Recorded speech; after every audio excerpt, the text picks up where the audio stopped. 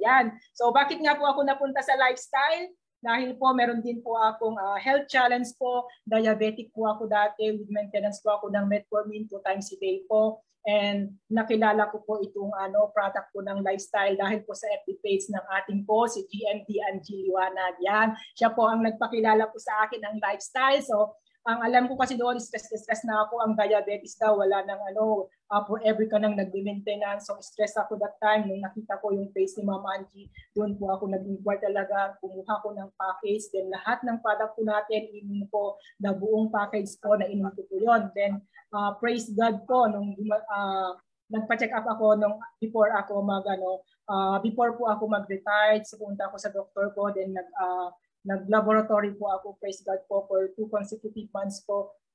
Okay na po yung aking sugar. Wala na po akong maintenance na synthetic medicine po. So lifestyle na lang po ang aking tinutuloy na inom.